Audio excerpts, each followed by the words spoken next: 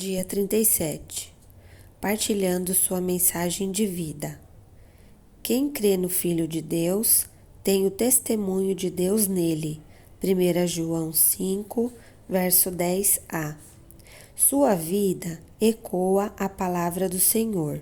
As notícias da sua fé em Deus correm soltas. Assim, nem preciso acrescentar nada. A vida de vocês é uma pregação. 1 Tessalonicenses 1, verso 8. Deus lhe deu uma mensagem de vida para compartilhar.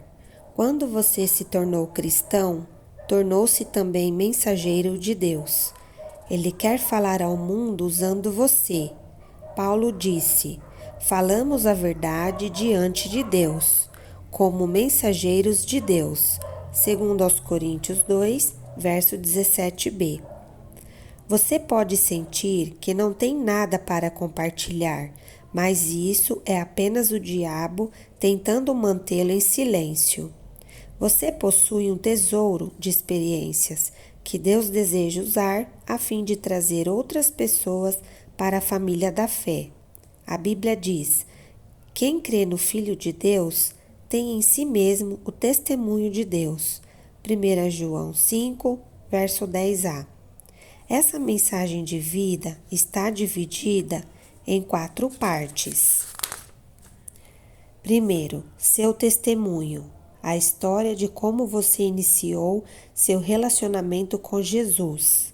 Segundo, suas lições de vida, as mais importantes lições que Deus lhe ensinou. Terceiro, suas paixões devocionais, as questões pelas quais você mais se interessa segundo a forma que Deus lhe deu. Quarto, as boas novas, a mensagem de salvação. Sua mensagem de vida inclui seu testemunho. O testemunho é a história de como Cristo transformou sua vida. Pedro nos diz que fomos escolhidos por Deus, fazer sua obra e falar por Ele, e para contar a todos quanta diferença Ele fez na vida de vocês. 1 Pedro 2, verso 9. Essa é a essência do testemunho, simplesmente compartilhar as experiências pessoais no que diz respeito ao Senhor. Em um tribunal, não se espera que a testemunha debata o caso, comprove a verdade ou insista em determinado veredito. Esse é o trabalho dos advogados. A testemunha simplesmente conta o que lhe aconteceu ou o que viu. Jesus disse: vocês serão minhas testemunhas. Atos 1, verso 8. E não, vocês serão meus advogados. Ele quer que você conte sua história aos não cristãos. Dar testemunho é uma das principais tarefas de sua missão neste mundo, porque é algo único. Não há outra história exatamente igual à sua. Então somente você pode contá-la. Se deixar de compartilhá-la, ela perderá sua importância. Você pode não ser um mestre da Bíblia, mas é uma autoridade quando se trata de sua vida, até porque é difícil argumentar com a experiência pessoal.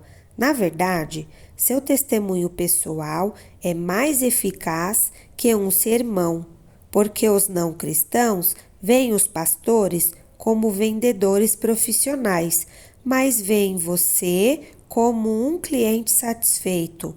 Logo, vão lhe dar mais credibilidade. É mais fácil relatar histórias pessoais que explicar princípios, e as pessoas gostam de ouvi-las. As histórias captam a atenção e ficam em nossa memória por mais tempo. Os não cristãos provavelmente perderiam o interesse se você começasse a citar teólogos, mas têm uma curiosidade natural sobre experiências que nunca tiveram. Histórias compartilhadas criam uma ponte de relacionamento pela qual Jesus pode atravessar do seu coração para o delas. Outra vantagem do testemunho é o fato de ele contornar as defesas intelectuais. Muitos céticos que não aceitam a autoridade da Bíblia escutarão sem resistência uma modesta história pessoal. Foi por isso que, em 6 ocasiões distintas, Paulo usou seu testemunho em vez de citar as Escrituras. Atos 22 ao 26. A Bíblia diz: estejam sempre prontos para responder a qualquer pessoa que pedir que expliquem a esperança que vocês têm. Porém, façam isso com educação e respeito. 1 Pedro 3, verso 15 e 16. A melhor forma de estar pronto é escrever nosso testemunho e então memorizar os pontos principais. Divida-o em 4 partes. Número 1. Como era a minha vida antes de conhecer a Jesus? 2. Como percebi que precisava de Jesus? 3. Como comprometi minha vida com Jesus? 4. A diferença que Jesus faz em minha vida. Você com certeza tem muitos outros testemunhos para dar, além do relato de sua salvação. Você tem uma história para cada experiência em que Deus o auxiliou. Faça uma lista de todos os problemas, circunstâncias e crises nos quais Deus interveio ao seu favor. Então, seja sensível e utilize o relato que melhor se relacione com a situação de seu amigo não cristão. Situações diferentes pedem testemunhos diferentes. Sua mensagem de vida inclui as lições de vida que você aprendeu. A segunda parte de sua mensagem de vida são as verdades que Deus lhe ensina a partir de suas experiências com Ele. Trata-se de lições e discernimentos que você continuamente aprende sobre Deus, envolvendo relacionamentos, problemas, tentações e outros aspectos da vida. Davi orou: ó Eterno, ensina-me lições de vida, para que eu possa permanecer no curso. Salmo 119, verso 33. Infelizmente, é comum não aprendermos nada com o que nos acontece. Sobre os israelitas, a Bíblia diz: em várias ocasiões, Deus os resgatou, mas eles nunca aprenderam, até que finalmente foram destruídos por seus pecados. Salmo 106, verso 43. Você provavelmente já conheceu pessoas assim. Embora seja sábio aprender com nossas experiências, é mais sábio aprender com as experiências dos outros. Não há tempo suficiente para aprender tudo na vida, por tentativa e erro. Devemos aprender com as lições de vida dos outros. A Bíblia diz: quando alguém está querendo aprender, o conselho de uma pessoa experiente vale mais do que anéis de ouro ou joias de ouro puro. Provérbios 25, verso 12. Escreva as principais lições de vida que você aprendeu, para que possa compartilhá-las com os outros. Devemos ser gratos a Salomão por tê-lo feito, pois ele nos deu os livros de Provérbios e Eclesiastes, que estão repletos de lições práticas para a vida. Imagine quantas frustrações poderiam ser evitadas se aprendêssemos a extrair lições de tudo que acontece com as pessoas que nos cercam. Pessoas maduras desenvolvem o hábito de extrair lições das experiências do dia a dia. Insisto em que você faça uma lista das lições aprendidas. A menos que as tenha anotado, você provavelmente não tem o hábito de pensar nelas. Eis algumas perguntas para avivar sua memória e fazê-lo começar a escrever. O que Deus me ensinou com fracasso? O que Deus me ensinou com a falta de dinheiro? O que Deus me ensinou com a dor, a tristeza ou a depressão? O que Deus me ensinou durante a expectativa? O que Deus me ensinou com a doença? O que Deus me ensinou com a decepção? O que aprendi com minha família, minha igreja, meus relacionamentos, o grupo a que pertenço e os que me criticam? Sua mensagem de vida inclui compartilhar sua paixão pelas coisas de Deus. Nosso Deus é um Deus apaixonado. Ele ama apaixonadamente algumas coisas e apaixonadamente detesta outras. À medida que você se torna íntimo do Senhor, Ele o faz sentir uma paixão por algo que realmente importa para Ele, de modo que você possa ser seu porta-voz no mundo. Pode ser uma paixão por um tipo de problema, por um propósito, por um princípio ou por um grupo de pessoas. Seja o que for, você se sentirá compelido a falar a esse respeito e a fazer o que estiver ao seu alcance para mudar a situação. Você não consegue deixar de falar a respeito das coisas que mais lhe despertam o interesse. Jesus disse: "O coração do homem determina o que ele fala." Mateus 12, verso 34. Temos na Bíblia 2 exemplos disso. Davi, que declarou: "O grande interesse que tenho por ti e pela tua casa arde como uma fogueira dentro de mim." Salmo 69, verso 9. E Jeremias, que disse: "A tua mensagem queima como fogo em meu coração e em meus ossos. Não posso me manter em silêncio." Jeremias 20, verso 9.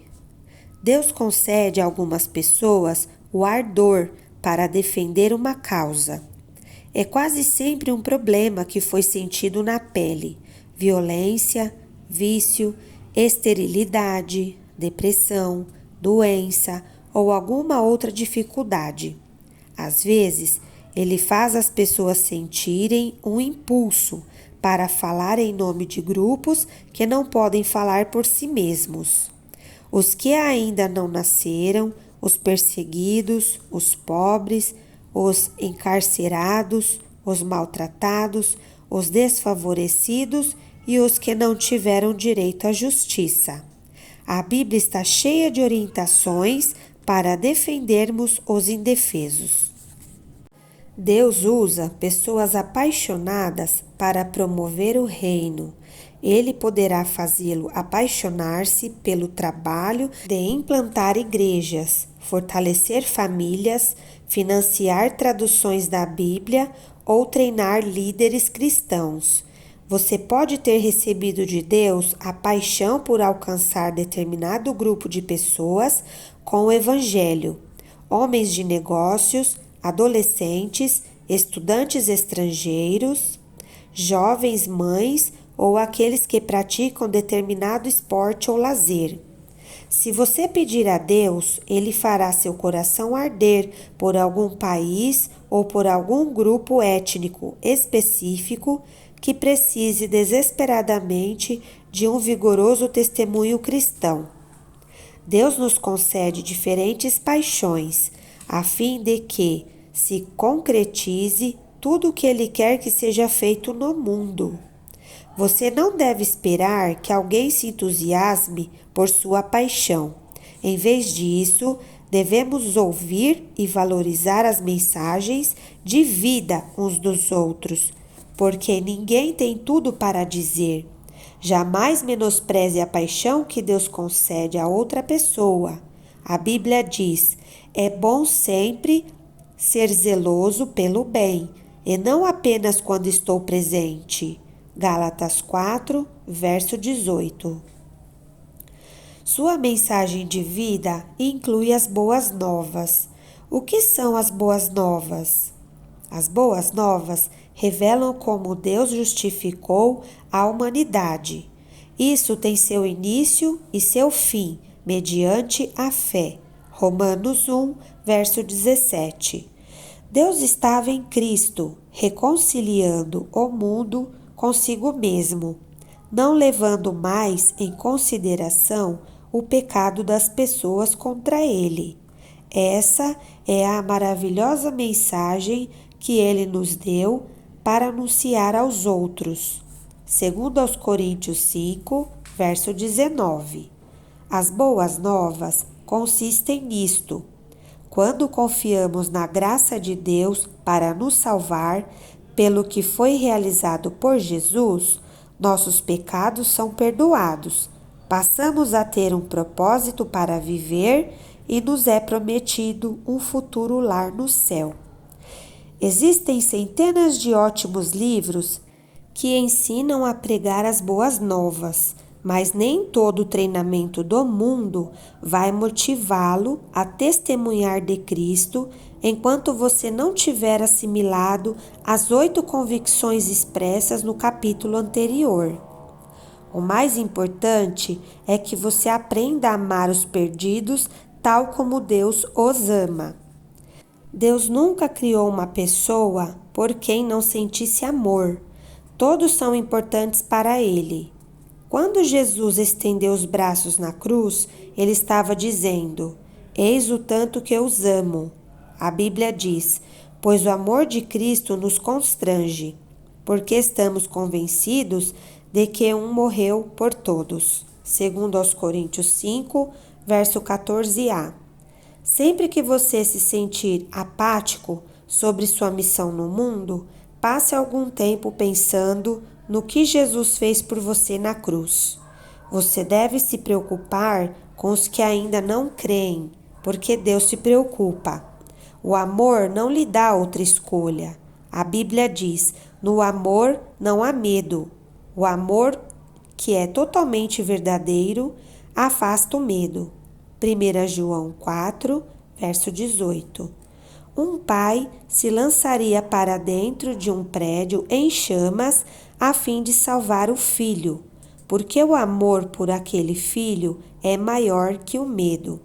Se você tem medo de compartilhar o Evangelho de Deus com aqueles que estão ao seu redor, peça a Deus que encha seu coração de amor por essas pessoas. A Bíblia diz: Deus não quer que ninguém se perca, mas que todas as pessoas mudem seu coração e sua vida. Segundo Pedro 3, verso 9. Sempre que encontrar alguém que não conhece Jesus, você precisa começar a orar por ele, servindo-o em amor e compartilhando as boas novas. E enquanto existir uma única pessoa em sua comunidade que não faça parte da família de Deus, sua igreja precisa insistir em buscá-lo. A igreja que não quer crescer está dizendo ao mundo: vocês podem ir para o inferno. O que você está disposto a fazer para que as pessoas que você conhece possam ir para o céu? Convide-as para ir à igreja ou para participar de seu grupo. Conte sua história. Presenteie-as com este livro. Leve-as para jantar. Ore por elas diariamente até que sejam salvas. Seu campo missionário está ao seu redor. Não perca as oportunidades que Deus está lhe dando. A Bíblia diz: aproveitem o máximo das suas oportunidades para contar a boa nova aos outros. Sejam sábios em todos os seus contatos com eles. Colossenses 4, verso 5. Alguém irá para o céu por sua causa? Será que alguém no céu poderá lhe dizer: eu gostaria de lhe agradecer. Estou aqui porque você se importou o suficiente para me falar do Evangelho? Imagine a alegria de encontrar no céu pessoas que você ajudou a chegar lá. A salvação eterna de uma única alma é mais importante que tudo o mais que você possa conseguir na vida. Somente as pessoas vão viver para sempre. Neste livro, aprendemos os 5 propósitos de Deus para a nossa vida aqui. Ele nos fez para que fôssemos membros de sua família, exemplos de seu caráter, exaltadores de sua glória, ministros de sua graça e mensageiros do Evangelho. Desses 5 propósitos, o quinto pode ser realizado somente neste mundo. Continuaremos a exercer os outros 4 na eternidade, de uma forma ou de outra. Por isso, é importante propagarmos as boas novas e temos um tempo curto para compartilhar nossa mensagem de vida e cumprir nossa missão. Dia 37. Pensando sobre o meu propósito de vida. Tema para reflexão. Deus quer dizer algo ao mundo por meu intermédio. Versículo para memorizar. Estejam sempre prontos para responder a qualquer pessoa que pedir que expliquem a esperança que vocês têm. Porém, façam isso com educação e respeito. 1 Pedro 3, verso 15b e 16a. Pergunta para meditar. Olhando para a minha história pessoal, com quem Deus gostaria que eu a compartilhasse?